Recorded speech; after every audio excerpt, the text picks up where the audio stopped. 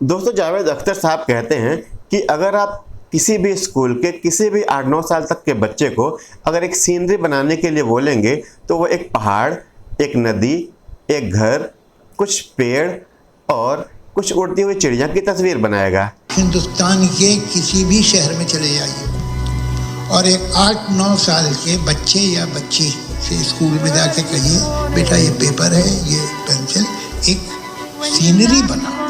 वो बच्चा बनाएगा 4 कोन लाइक पहाड़ या 3, उसके पीछे से निकलता हुआ सूरज जिसकी किरणें दिख रही होंगी, सामने एक एस शेप दरिया, एक पेड़, एक झोपड़ा और हवा में उड़ते हुए पंछी। ये यूनिफॉर्मिटी आ कहाँ से गई है? क्या हमारा एजुकेशन सिस्टम इतना ख़राब हो गया है कि हम सभी एक ही तरह की सीनरी बना रहे हैं? दोस्तों याद रखिए, अगर हम सभी ऐसे ही चींटियों की तरह गोल गोल घूमते रहेंगे तो हम सभी एक दिन थक जाएंगे और थक कर हमारी मौत हो जाएगी। लेकिन इस बदलते हुए दुनिया के साथ हम कदम से कदम मिलाकर नहीं चल सकेंगे। दोस्तों जहां कुछ साल पहले तक हम लैंडलाइन फ़ोन का इस्तेमाल करते थे, आज हम स्मार्टफोन का यूज़ कर रहे हैं। लेकिन हमारा एजुकेशन सिस्टम आज भी उसी तरह काम कर रहा है, यानी वही बेंचें हैं, वही ब्लैक बोर्ड है, वही टीचर हैं, कुछ भी नहीं बदला है। बदला है तो बस स्कूलों की फ़ीस जो 100-200 रुपये से लेके 4,000, 5,000, 1 लाख रुपए तक पहुंच गई है। दोस्तों आज के इस वीडियो में हम जानेंगे कि इंडियन एजुकेशन सिस्टम में क्या क्या कमियां हैं, फॉरेन एजुकेशन सिस्टम और इंडिया के एजुकेशन सिस्टम में क्या अंतर है और सिस्टम को कोसने के बजाय हम अपने बच्चों पर क्या इम्प्लीमेंट करके अच्छे रिजल्ट पा सकते हैं। दोस्तों इंडियन एजुकेशन सिस्टम में पिछले 100 से अधिक सालों में कुछ भी नहीं बदला है। सेम वही स्कूल है, वही कक्षाएं हैं, वही ब्लैक बोर्ड वाइट बोर्ड है, वही चौक, वही मार्कर, वही स्कूल के ड्रेस, वही बस्ते, वही कॉपी किताब। पिछले 100 से अधिक सालों से यही चल रहा है। दूसरी कमी है दोस्तों कि हम लर्न एंड राइट पर फोकस करते हैं, यानी हम पहले उन चीज़ों को याद करते हैं, जब वो याद हो जाती है तो हम उन्हें लिखते हैं। यानी कि स्कूल बच्चों को एग्ज़ाम के लिए तैयार करवा रहे हैं, न कि उन्हें आगे बढ़ने के लिए तैयार करा रहे हैं। दोस्तों स्कूलों में सिर्फ थ्योरी पढ़ाई जाती है, बच्चों को याद करा दिया जाता है और एग्ज़ाम ले लिया जाता है और उसी बेस पे नंबर दे दिए जाते हैं। ना तो कोई प्रैक्टिकल होता है, ना ही कुछ होता है। अगला पॉइंट है दोस्तों एग्ज़ाम सेंट्रिक सिस्टम। इंडिया में पढ़ाई एग्ज़ाम को ध्यान में रख के होती है, यानी कि जो एग्ज़ाम में आने वाला है वही चीज़ें बच्चों को पढ़ाई जाती हैं, याद कराई जाती हैं और वही चीज़ें लिखवाई जाती हैं। यानी बच्चों को एग्ज़ाम में अच्छे नंबर्स लाने के लिए ही सिर्फ पढ़ाया जा रहा है। इस पढ़ाई का उनकी आने वाली ज़िंदगी में, उनके फ्यूचर में क्या काम है, इसके बारे में ज़रा भी फोकस नहीं होता है।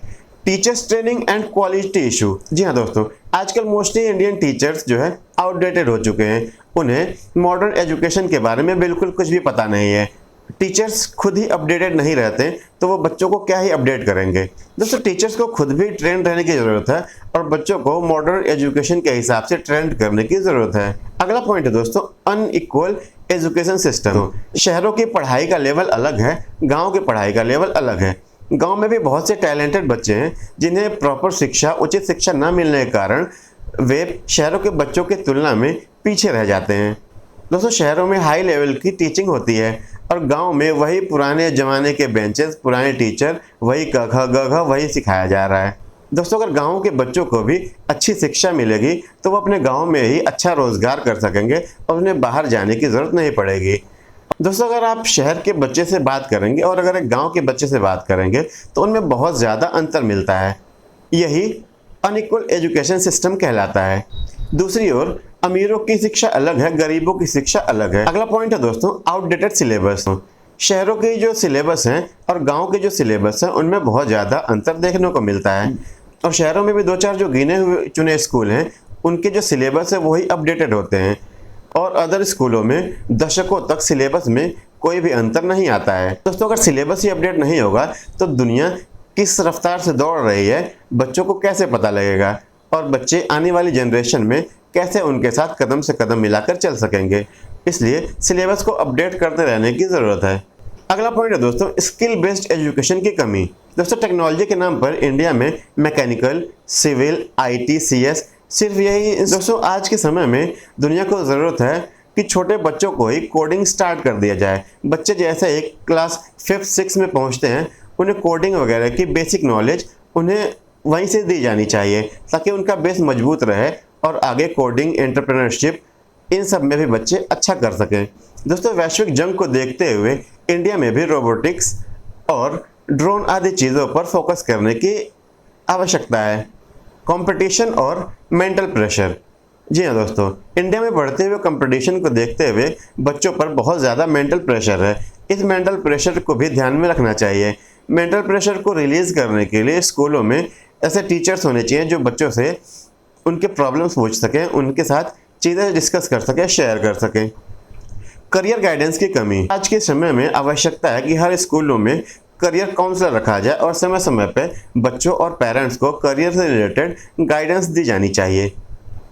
तो दोस्तों, अब हम इंडिया के एजुकेशन सिस्टम और फॉरेन के एजुकेशन सिस्टम में क्या डिफरेंस है उसके बारे में बात करेंगे। तो सबसे पहला है दोस्तों, लर्निंग स्टाइल में डिफरेंस। दोस्तों, अमेरिका और स्पेन जैसे कंट्रीज़ में प्रैक्टिकल पर ज़्यादा फोकस किया जाता है, यानी जो उन्हें पढ़ाया जाता है उस पर प्रैक्टिकल कराया जाता है। बच्चों को ग्रुप डिस्कशन करने दिया जाता है और टीचर्स के साथ वो डिस्कस करते हुए स्टडी करते हैं। इंडिया में दोस्तों ऐसा नहीं है। इंडिया में टीचर्स अपने लेक्चर देते हैं, बच्चों से कोई इंटरेक्शन नहीं होता है, ये तक नहीं पूछा जाता कि क्या उन्हें टॉपिक समझ में भी आया है या नहीं। अगला पॉइंट है दोस्तों, क्रिएटिविटी वर्सेस मार्क्स। दोस्तों, इंडिया में एग्ज़ाम में आप जितने ज़्यादा नंबर पाएंगे आप उतना ही सक्सेसफुल माने जाते हैं, जबकि फॉरेन में क्रिएटिविटी पर ज़्यादा फोकस किया जाता है। एग्ज़ाम में अच्छे नंबर लाना अच्छी बात मानी जाती है, लेकिन उसके साथ ही उन्हें इनोवेटिव होना होता है और उन्हें क्रिएटिव होना होता है। दोस्तों, फॉरेन में लगभग सभी बच्चों से रोबोटिक्स जैसे सब्जेक्ट पर प्रैक्टिकल कराया जाता है। उनके इनोवेशन वाली चीज़ों को, उनके क्रिएटिविटी को देखा जाता है और उस पर भी उन्हें नंबर मिलते हैं। उसके साथ साथ उनकी पर्सनालिटी भी देखी जाती है। थ्योरी में अच्छे मार्क्स हैं लेकिन उनकी पर्सनालिटी डेवलप नहीं है, उनकी स्किल अच्छी नहीं है, तो उन्हें अपेक्षाकृत अच्छे नंबर नहीं दिए जाते हैं। अगला पॉइंट है दोस्तों, प्रैक्टिकल एक्सपोजर। दोस्तों, इंडिया में बच्चों को थ्योरी पढ़ाई जाती है, उसी हिसाब से उनके हाफ ईयरली और एनुअल में एग्ज़ाम होते हैं और उसी बेस पे उन्हें नंबर दिए जाते हैं। जितना अच्छा वो कॉपी पे लिखते हैं, जितनी अच्छी उनकी हैंड राइटिंग होती है, उसी बेस पे उन्हें नंबर दिए जाते हैं। लेकिन फॉरेन में ऐसा नहीं है। फॉरेन में बच्चों को प्रोजेक्ट्स कराए जाते हैं। बेसिकली फॉरेन में लर्निंग बाय डूइंग कॉन्सेप्ट चलता है, यानी कि उन्हें उन चीज़ों को करके उस कॉन्सेप्ट को समझाया जाता है। इसे ही कहते हैं लर्निंग बाय डूइंग। अगला पॉइंट है दोस्तों, टीचर स्टूडेंट रिलेशनशिप। इंडिया में टीचर्स को गॉड माना जाता है। कहते हैं कि गुरु गोविंद दो खड़े काके लागो पाई। मतलब कि गुरु और गोविंद मतलब टीचर और ईश्वर दोनों एक साथ खड़े हैं, पहले मैं किसके पैर छूऊं? तो पहले टीचर के पैर छूने चाहिए, जो कि अच्छी भी बात है। लेकिन टीचर्स को बहुत ज़्यादा रिस्पेक्ट देने से टीचर और बच्चों में वो बॉन्डिंग ख़त्म हो जाती है, यानी कि उनके साथ खेलना, उनसे सवाल पूछने से बच्चे हिचकने लग जाते हैं।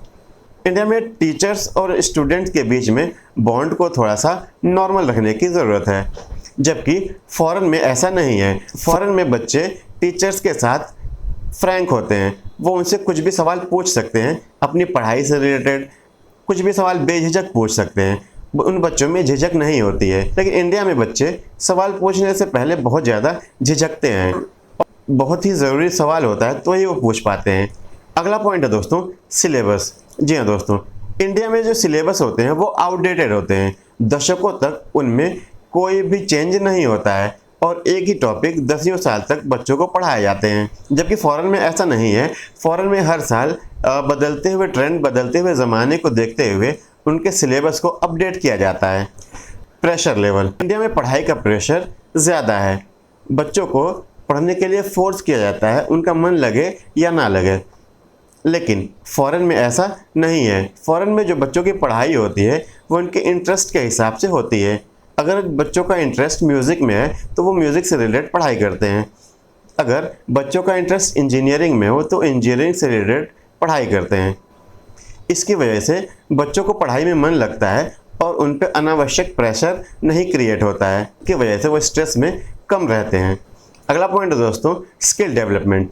जैसा कि हम पहले बात कर चुके हैं कि इंडिया में एग्ज़ाम सेंट्रिक पढ़ाई होती है, यानी बच्चों को एग्ज़ाम के लिए तैयार कराया जाता है और वो एग्ज़ाम तैयार करते हैं, पास होते हैं, डिग्री लेते हैं और बेरोज़गार घूमते रहते हैं। विदेशों में ऐसा नहीं है। विदेशों में बच्चों की पर्सनालिटी डेवलपमेंट की जाती है, उन्हें स्किल के हिसाब से पढ़ाई कराई जाती है, उन्हें प्रॉपर ट्रेनिंग दी जाती है और उनके अंदर स्किल डेवलपमेंट की जाती है, जिससे बच्चों को जब सर्टिफिकेट मिलता है तो वो जॉब के लिए रेडी रहते हैं। दोस्तों, दुनिया में जर्मनी का वोकेशनल ट्रेनिंग सबसे अच्छा है। यहाँ के बच्चों को पढ़ाई के साथ साथ वोकेशनल ट्रेनिंग की जाती है, उन्हें इसके लिए सैलरी भी दी जाती है। दोस्तों, जर्मनी में जो वोकेशनल ट्रेनिंग का सिस्टम है वो ये है कि वीक में उन्हें 1 से 2 दिन ही थ्योरी की क्लासेस अटेंड करनी पड़ती है, बाकी 3 से 4 दिन वो किसी कंपनी में काम करते हैं, प्रैक्टिकल नॉलेज लेते हैं, जहाँ उन्हें उनकी स्किल डेवलपमेंट होती है, जिससे उन्हें करियर में ग्रो करने में काफ़ी सहायता मिलती है। अगला पॉइंट है दोस्तों, करियर पाथ फ्लेक्सिबिलिटी। इंडिया में 10th के बाद या 12th के बाद हमें स्ट्रीम सेलेक्ट करनी होती है। एक बार आपने स्ट्रीम सेलेक्ट कर लिया फिर आप चेंज नहीं कर सकते हो, लेकिन फॉरेन में ऐसा नहीं है। फॉरेन में अगर आपने इंजीनियरिंग में एडमिशन ले लिया और अगर आपको वो इंटरेस्टिंग नहीं लगता है तो आप सेकेंड ईयर में कोई और सब्जेक्ट जैसे एंटरप्रेन्योरशिप आदि ले सकते हो। हाँ, उसके लिए थोड़ी उन्हें एक्स्ट्रा एफर्ट करनी पड़ती है और थोड़े पैसे ज़्यादा लगते हैं। यूएसए और कनाडा में ये अपग्रेडिंग सिस्टम बहुत ही कॉमन है। तो इससे क्या निष्कर्ष निकल के आता है, एजुकेशन सिस्टम जो है वो ये है कि पढ़ो, एग्ज़ाम दो और मार्कशीट लो। लेकिन फॉरेन की जो एजुकेशन सिस्टम है वो ये कहता है कि लर्निंग बाय डूइंग। आप लर्न करो, चीज़ों को करते हुए, उन्हें प्रैक्टिकल करते हुए समझो, अपनी पर्सनालिटी डेवलप करो और दुनिया अपनी स्किल को डेवलप करो, समझो, अप्लाई करो और स्किल डेवलप करो। दोस्तों, अब तक हमने ये जान लिया कि इंडिया के एजुकेशन सिस्टम में क्या क्या कमियां हैं। इंडिया का जो एजुकेशन सिस्टम है वो फॉरेन के एजुकेशन सिस्टम में से कैसे डिफरेंट है। अब हम सबसे इम्पॉर्टेंट टॉपिक पर बात करेंगे कि एजुकेशन सिस्टम को कोसने के बजाय हम अपने बच्चों में क्या चेंज करके उन्हें ट्रेंड के हिसाब से अपडेट कर सकते हैं, यानी हम अपने बच्चों पर कैसे इन्वेस्ट करके उन्हें बदलते हुए ज़माने के साथ कदम से कदम मिलाकर चलने में सहायता कर सकते हैं। दोस्तों, सबसे पहली बात तो ये कि हमें अपने घर पे छोटे मोटे प्लायर, पेचकस, हैमर, इन सबको अपने घर पे रखने की ज़रूरत है। दोस्तों, बच्चे छोटे हैं, हम उनके लिए खिलौने लाते हैं, खिलौने अक्सर ख़राब हो जाते हैं। उन ख़राब खिलौनों को हमें अपने बच्चों को खोलने देना है, जिससे बच्चों में असेंबल करने की प्रवृत्ति डेवलप होगी। स्पीकिंग कोर्स कराएं। जी हाँ दोस्तों, बच्चों को स्पीकिंग कोर्स ज़रूर करानी चाहिए। स्पीकिंग कोर्स कराने से बच्चे में पब्लिक इवेंट में बोलने की पर्सनालिटी डेवलप होती है और स्पीकिंग कोर्स वाले ही बच्चों की पर्सनालिटी डेवलपमेंट भी कराते हैं, यानी कि वो बताते हैं बच्चों को कैसे उठना है, कैसे बैठना है, पब्लिक में कैसे स्पीकिंग करनी है, सीनियर से कैसे बात करनी है। ये सारी चीज़ें स्पीकिंग कोर्स में सिखाई जाती हैं। फ्लुएंसी बढ़ाना और वर्ड को सही प्रोनाउंसिएट करना है। दोस्तों, जब भी बड़े भी बात करते हैं तो उनका जो प्रोनाउंसिएशन होता है काफ़ी हद तक गलत होता है और कुछ लोग बोलते टाइम फ्लुएंट नहीं हो पाते हैं। तो बचपन से ही बच्चों में फ्लुएंसी और उनके प्रोनाउंसिएशन को सही करने की आदत डालनी होगी। अगला सबसे इम्पॉर्टेंट पॉइंट है दोस्तों, बच्चों को क्वेश्चन पूछने के लिए प्रोत्साहित करें। जी हाँ दोस्तों, बच्चों को हमें प्रोत्साहित करना होगा कि वो क्लास में टीचर से जो भी उनके डाउट हैं वो आसानी से पूछ सकें। क्वेश्चन पूछने की उनकी झिझक को दूर करने की ज़रूरत है। कुछ बच्चे एक्सट्रोवर्ट होते हैं और कुछ इंट्रोवर्ट होते हैं। एक्सट्रोवर्ट बच्चे तक क्वेश्चन पूछने में झिझकते हैं, तो इंट्रोवर्ट की बात ही अलग है। तो इसलिए बच्चों को आप कभी भी सब्जी लेने जाएं, राशन लेने जाएं, तो वहाँ पे बच्चों को सवाल करने के लिए प्रोत्साहित करें। मसलन कि वो सब्ज़ी वाले से पूछे कि भैया ये सब्ज़ी कहाँ से लाते हो। ग्रोसरी की शॉप पर जाए तो वो पूछे कि भैया ये चावल कौन सा है, ये चावल कितने दिनों में किसान उगा पाते हैं। भले उसे उसका जवाब मिलता है या नहीं मिलता है, लेकिन बच्चों को सवाल पूछने के लिए प्रोत्साहित करने की आवश्यकता है। अगला पॉइंट है दोस्तों, कॉन्सेप्ट को समझने की कोशिश करें, न कि रटने की। तो हमें बच्चों को बताना होगा, बच्चों को बचपन से ही समझाना होगा कि चीज़ों को रटने से बेहतर है कि उसे समझें। रटी हुई चीज़ बाद में भूल जाती है, लेकिन कॉन्सेप्ट को अगर बच्चे ने समझ लिया तो वो लाइफ टाइम तक कॉन्सेप्ट को नहीं भूलेगा। Skill development. दोस्तों, बदलते ज़माने के हिसाब से बच्चों की स्किल को डेवलप करने की ज़रूरत है। बच्चों को बचपन से ही कंप्यूटर सिखाने की ज़रूरत है। उन्हें बचपन से ही कोडिंग के बारे में बताने की ज़रूरत है। बच्चों को बचपन से ही एंटरप्रेन्योरशिप बताने की ज़रूरत है। बच्चों को बचपन से ही सेविंग के बारे में बताने की ज़रूरत है। ज़माना बहुत ही तेज़ी से बदल रहा है, तो बच्चों को video editing, coding, entrepreneurship, communication skill, इन सब चीज़ों पर फोकस करने की ज़रूरत है। जो बच्चे किशोरावस्था में पहुंचते हैं उन पर इन चीज़ों को इम्प्लीमेंट करने की ज़रूरत है, ताकि उन्हें आगे चलकर इन पर काम करने की, बहुत ज़्यादा काम करने की ज़रूरत ना पड़े। दोस्तों, बच्चों को एक्सेल और पीपीटी बनाना भी ज़रूर सिखाएं। जी हाँ दोस्तों, बच्चे जब कंपनियों में काम करते हैं तो वहाँ पर एक्सेल और पीपीटी का बहुत ज़्यादा यूज़ होता है। तो बच्चों को बचपन से ही एक्सेल पर काम करने की आदत डलवाएं और प्रेजेंटेशन बनाने की भी कोशिश करें। सेल्फ लर्निंग, बच्चों को सेल्फ लर्निंग के बारे में बताने की भी बहुत ज़्यादा ज़रूरत है। बच्चों को सोने से पहले ये ज़रूर पूछें कि तुमने आज क्या नया सीखा। डेली एक नई चीज़ सीखने से हम महीने में 30 नई चीज़ें सीख सकते हैं और साल में 365 नई चीज़ें सीख सकते हैं, जो आगे चलकर बहुत ज़्यादा बच्चों के काम आती है। अगला पॉइंट है दोस्तों, क्लियर गोल। जी हाँ, बच्चों का गोल क्लियर होना चाहिए कि उन्हें बड़े होकर के क्या बनना है। एक बार जब बच्चा ये डिसाइड कर लेता है कि उसका गोल क्या है, तो वो उसके हिसाब से काम करना शुरू कर देता है। लेकिन हमें बच्चों को बाउंड नहीं करना चाहिए कि उसने अगर एक बार गोल सेट कर लिया तो वो गोल को चेंज नहीं कर सकता है। बच्चे का इंटरेस्ट अगर चेंज होता है तो बच्चों को अपना गोल चेंज कर लेने दें। लेकिन एक बार बच्चे ने गोल चेंज कर लिया तो उस गोल के हिसाब से दोबारा से उसकी प्रिपरेशन कराने की ज़रूरत है। लेकिन बच्चे को बाउंड नहीं करना है कि वो अपने गोल चेंज नहीं कर सकता। राइट पीपल, दोस्तों बच्चों को हमेशा ऐसे लोगों के साथ रहें जो खुद का विकास करना चाहते हो। अगर आपका बच्चा विकास करने वाला है, अगर वो ऐसे लोगों के साथ रहता है जो खुद का विकास नहीं होने देना चाहते, तो वो लोग उसका भी विकास नहीं होने देंगे, उसे भी पीछे खींच लेंगे। तो ज़रूरत है बच्चों को ऐसे लोगों के साथ रहने की जो खुद का विकास करें और साथ ही साथ अपने साथ वालों का भी विकास करें, ना कि उन्हें पीछे खींचें। यानी बच्चा किन लोगों के साथ रहता है, किन लोगों के साथ उठता बैठता है, इसकी भी जानकारी ज़रूर रखनी चाहिए। अगला पॉइंट है दोस्तों, डू स्मॉल प्रोजेक्ट। जी हाँ दोस्तों, बच्चों को पढ़ाई के साथ साथ छोटे छोटे प्रोजेक्ट भी देने चाहिए। स्कूल से जो प्रोजेक्ट मिलता है वो तो करने ही है, उसके साथ साथ घर पे बच्चों को कुछ अलग से भी प्रोजेक्ट देने की ज़रूरत है, जैसे कि वीडियो एडिटिंग सिखाना। दोस्तों, बच्चों को वीडियो एडिटिंग के छोटे छोटे प्रोजेक्ट्स भी देने चाहिए। बच्चों को छोटे छोटे टॉयज़ जो होते हैं उन्हें डिसमेंटल करके देना चाहिए कि दोबारा इसे असेंबल करें। कोडिंग प्रोजेक्ट, जी हाँ दोस्तों, बच्चों को कोडिंग से रिलेटेड प्रोजेक्ट्स भी देने चाहिए ताकि वो छोटे छोटे कोड लिख सके। इस तरह से दोस्तों बच्चों का हर तरफ से विकास होगा। अगला पॉइंट है दोस्तों, मेंटल स्ट्रेस का ध्यान। जी हाँ दोस्तों, बच्चे आजकल बहुत ज़्यादा तनाव में हैं। बच्चों के मेंटल स्ट्रेस को हमें ज़रूर ध्यान में रखना चाहिए कि बच्चा हमारा कहीं ओवर स्ट्रेस में तो नहीं है, पढ़ाई का उस पर ओवर बर्डन तो नहीं है। यानी इन सब चीज़ों का भी बच्चों पे ध्यान देने की ज़रूरत है। बच्चों को ये 3 चीज़ें ज़रूर करानी चाहिए, ओवर स्ट्रेस ना ले, प्रॉपर नींद ले और एक्सरसाइज डेली कम से कम 10 मिनट का एक्सरसाइज रोज़ कराना चाहिए। दोस्तों, बच्चा अगर प्रॉपर स्लीप ले रहा है, बच्चा अगर 10 मिनट डेली एक्सरसाइज कर रहा है, तो उसका स्ट्रेस लेवल वैसे ही कम हो जाएगा। दोस्तों, वीडियो अच्छी लगी हो तो वीडियो को लाइक करें, सब्सक्राइब करें और अपने प्यारे प्यारे कमेंट भी करें। Thank you very much. जय हिंद, जय भारत।